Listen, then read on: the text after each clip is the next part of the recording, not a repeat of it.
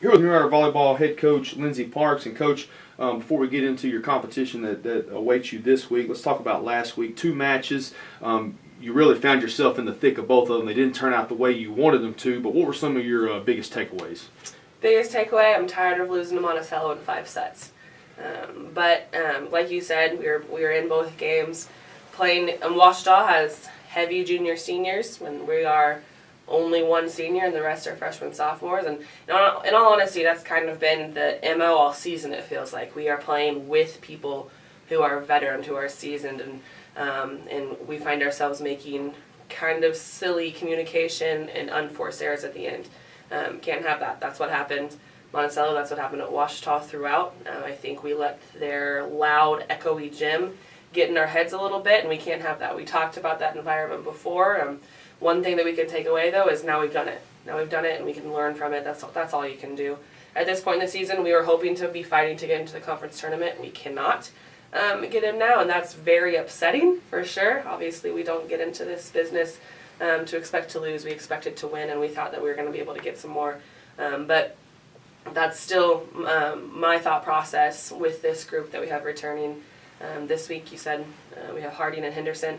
Both of those teams already clinched. So what we're trying to do is not change how we play with what we can get out of it. I feel like I kind of went a little around that there, but we are still going to show up the exact same way. We are still showing up to try to win. We are still showing up to get better each day in the gym. I think we should have got both last week, but we dropped them. So how do we learn from it, and how do we get better from that? And Coach, a week ago in the match against Arkansas Monticello, you had one of your student athletes kind of reach somewhat of a career milestone, 2,000 career assists. Obviously above that now and counting for your sophomore sitter Morgan Schuster, only the 5th player in program history to reach that threshold. And honestly, the career mark is in her sights right now. It's in her sights. Just talk a little bit about Morgan, the impact she has on your team, because since the 2019 season, if it's happened offensively, it's went through Morgan Schuster. Mm-hmm. Yeah. 2,000 assists, and that's a nice milestone. That's a good stepping stone for more milestones to come for her career. And I don't think it won't take her too many games to be first in our school history next year. She's done it in 2.5 seasons, but when you count the matches, it's just 3, 4, 5-ish games less or more, I guess, than what typical sophomores have. So she is special. She is that athlete, and she's a competitor. So that's really what she's meant to our program, is competing no matter what.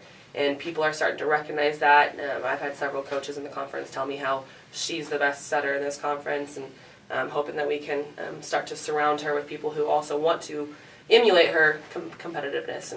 And that's starting to happen within our gym already. So I'm just really excited to see what our program ends up looking like when she ends up hanging up the shoes at the end. 2,000 is a great stepping stone for many more milestones to come for her career. And Coach, looking ahead to this week, obviously, it's stiff competition. 2 teams that have already punched their ticket to the conference tournament. You're on the road tonight at Harding, and then you return inside the W.T. Watson Center. It'll be kind of a new look inside the W.T. Watson Center on Thursday night. But specifically in the final match of the season, Thursday night against Henderson State, you're going to have the opportunity to honor your lone senior, your lone upperclassman at that, Abby Bermudez. Talk a little bit about what she's meant to your program over the last couple of years. Abby Bermudez has been such a joy to get to know. It's been a privilege to get to watch her growth. I took over just after her freshman season. So really, we've gone through a lot together. And she's just kind of been that steady person. She just shows up, does her job, gets it done. She's a competitor as well.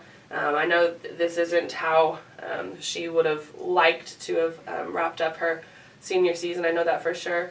But the success that is imminent in our program has so much to do with how she's just come in, gotten better. Her consistency has really shot up this season. She's been just a steady person. I mean, we depend on her to be great without having to ask too much. She's just that kid. She's a great joy to be around, and she's just been so happy this season. I think that is, first of all, telling of the chemistry and the camaraderie of just the human beings in our gym. But She's won't be easy to replace, that's for sure. But I'm thankful that our paths crossed. Well, Coach, best of luck tonight, and we look forward to seeing you. I will say, hit the so floor. this week we have Harding and Henderson State. One thing that people need to know about this conference is how close the top and the bottom are. We've beaten teams that have beat Harding, and Harding's the top. We're going to finish 12th, possibly tied for 12th, and I know that is disappointing for sure, but that's how close the top and the bottom of this conference is. We have beaten teams, not easily, but we've grinded it out with the best of them who have beaten Harding. So, yes, we're not able to get in after these 2 games, but we're still getting better, and here soon we won't be the youngest team in the conference. A big opportunity Thursday night for the folks to come out, fans to come out and support Yes. Mid Rider Volleyball.